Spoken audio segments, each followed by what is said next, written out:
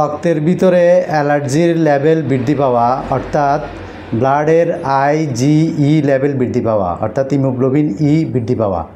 যদি রক্তে অ্যালার্জির পরিমাণ বেড়ে যায় তাহলে ব্লাডের আইজিই অর্থাৎ হিমোগ্লোবিন ই লেভেলটি বেড়ে যাবে। তো আইজিই 100 থাকে, 100-র নিচে থাকা ভালো। 100-র উপরে যদি ওঠে তো সেটা ব্লাডে ব্যাপক অ্যালার্জি সৃষ্টি করে।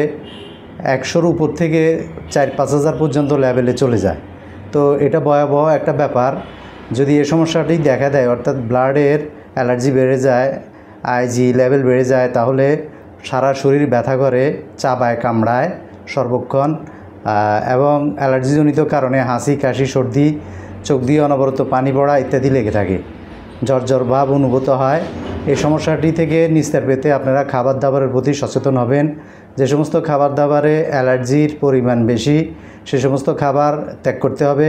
পাশাপাশি হোমিওতে কিছু মাদার টিংচার রয়েছে, অরিজিনাল জার্মানির কিছু মাদার টিংচার, যেগুলোকে কম্বিনেশন করে যদি একজন অভিজ্ঞ ডাক্তার ডোজ প্রয়োগ করেন রোগীর উপরে, তাহলে 3 মাস যদি কন্টিনিউ এই ওষুধগুলো সেবন করেন অ্যালার্জি কমে যাবে এবং এই আইজি জনিত কারণে আপনারা যে সমস্যা ভুগছেন সেটা থেকে অবশ্যই আপনারা নিস্তার পাবেন।